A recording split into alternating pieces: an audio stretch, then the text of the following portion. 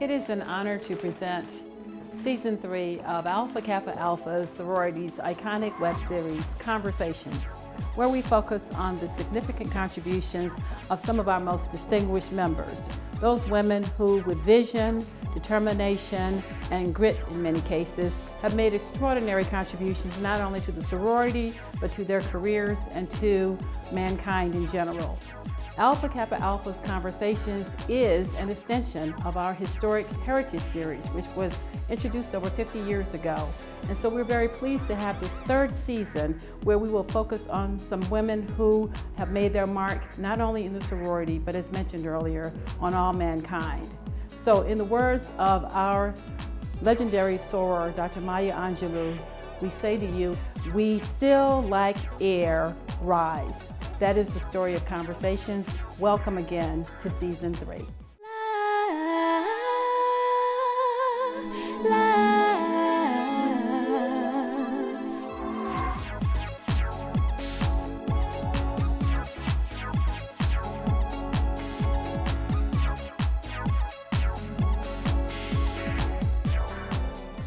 So Sonia, welcome. Thank you, my dear sister. It's so good being here with you. Mm-hmm. You were initiated into Alpha Kappa Alpha Sorority as an undergraduate. That's right. What did that mean to you at the time? Well, I was going to Hunter College, and I had gone there at 16. I like just to say, when I first went down to the cafeteria, I had like braids, one long braid down the back of my head, and they were sitting, the black students were sitting at a long table and said, oh my God, they're letting kids in here, babies in here. I was so embarrassed. I didn't know what to do. And I walked over to them and they said, do you smoke? And I said, oh yes, I smoke. And I went and they said, well, go buy some cigarettes. Now, I'm this new kid, you know, on the block in the cafeteria. I didn't know what cigarette to buy, but there was a sign that said Camel. So I bought some Camels, and anyone who smokes, you know Camels are strong. I came back, opened them, and I passed them around and said, no, thank you. And then, of course, I took one and coughed all over the table. And some of those same people, sisters, I pledged with there. There I was, you know, at, I think I pledged at about 17 or 18 after I was there a year. My dad was a Sigma, and he said I was a very shy girl who liked to read all the time. So he figured if I got into a sorority, I would blossom, I would bloom.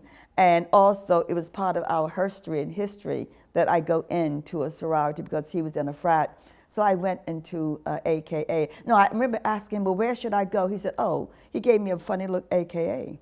That's the only place for you to go. Sonia, you've been lauded by many as one of the most truthful and powerful voices in the literary world. How do you continue to grow and evolve as a writer and also as an artist? I always tell my students that there's nothing new on the planet Earth, but there are always new people and new voices coming around you. There are always new students. The great thing about me is that I taught for 40 years in academia, and you always had new people coming through. But the other thing is that I think writers, at least the great writers I know, are the ones who have listened to this earth. You have got to listen to people, not invade their conversations, but listen. And that's what I tried to do, because there's nothing really new under the sun. But what is new is how you write it. As a writer, you have to figure out, how do I say this so people really believe it's never been said like this before? That is the problem.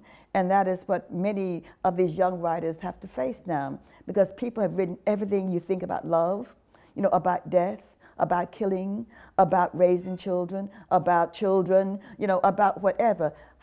What then do I bring to it that is new, that is current, that is important? And or how do I go back into history then and what I call reimagine, not reinterpret it, right? Not reinvent. Because if you reinvent something, at the core of that word reinventing is that perhaps there was something wrong with you. But I think we as African Americans have had to reimagine ourselves on this American landscape. And so many of the writers that I know have done that. They've reimagined us, you know, at certain periods in our lives so we could be seen, you know, in a very real sense, in a very real way. and also in a positive way and sometimes in a negative way.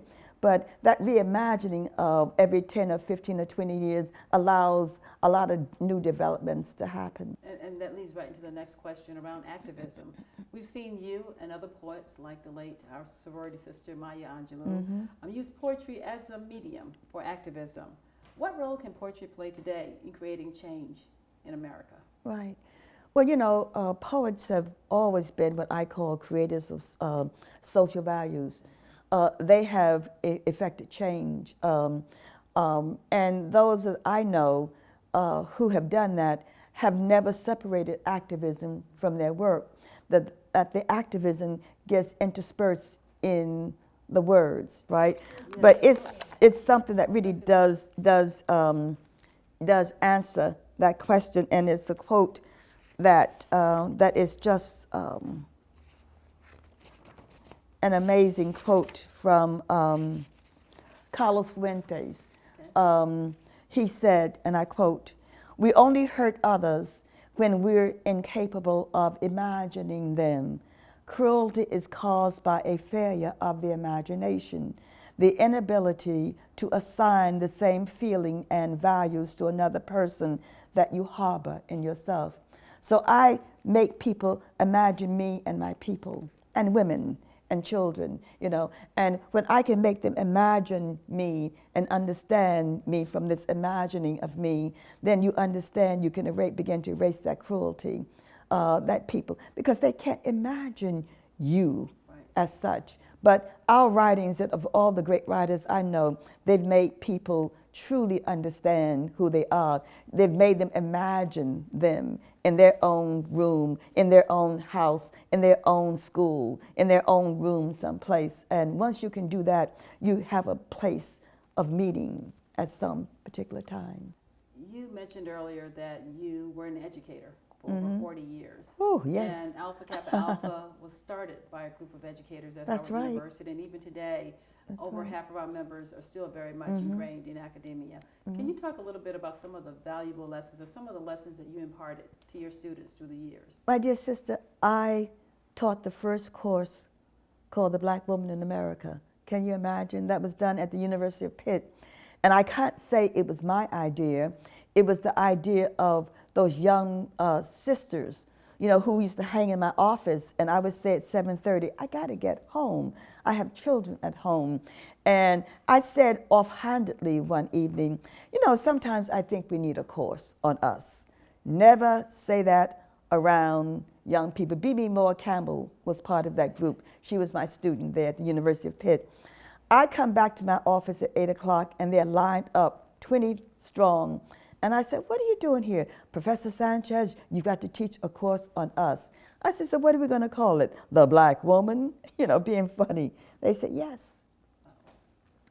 I said, "Okay, but you do know I already have my courses assigned for next semester." They don't do semesters, they did quarters at the University of Pittsburgh. And they said, "Well, send something upstairs." I wrote this, you know, a course called The Black Woman. They sent it right back downstairs. We've never had a course called The Black Woman or The Black Man or The Woman or The Man. What books would you use? I sent back upstairs, and they gave that course the next quarter. I walked into that class, my dear sister, and I thought, only women. There were 30 black women, but there were also at least 20 black men who said, and I quote, "We know that you're going to be in here talking about us, so we thought we'd come in here." So in that course, I had it as a young, remember, I'm a young professor now. So I had everything written out, you know, on my, you know, on my desk, you know, and I had a syllabus that was written out perfectly.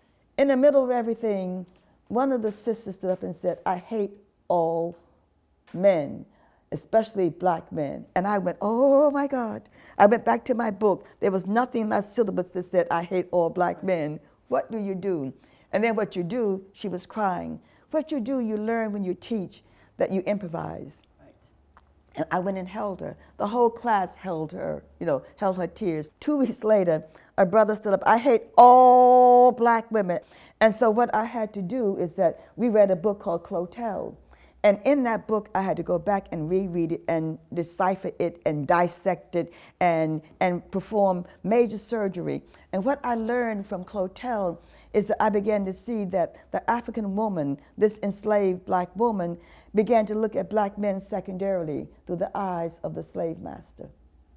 And they knew that they were not husband and wife at all, etc. They knew that if they needed something, they couldn't go to the husband. They had to go, indeed, to the master, the white master. Come full circle to the bluest eye, Toni Morrison, right. And you see it. There it is, whatever. I call that secondary consciousness. I mean, when you teach, you learn. And I came in and wrote on the blackboard when we were reading Clotel, secondary consciousness. Black women have learned how to look at black men secondarily, you know, through the eyes of the slave master, whatever. That was the powerful man. They learned it, whatever, etc. It has caused a great amount of concern and dishevel, you know, in our time. When you're teaching, when you're writing, you go to sleep with those ideas. And I woke up in the middle of the night with a word that came to me called diarchy.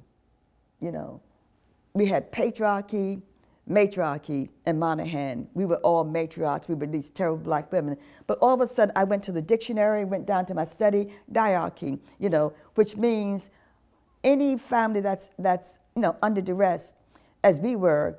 I lived with my grandmother, you know, and aunts in the house. That was diarchal, whatever. That families under duress, the way we were as Africans and African Americans, was diarchal. And so therefore it put the rest of matriarchy and patriarchy.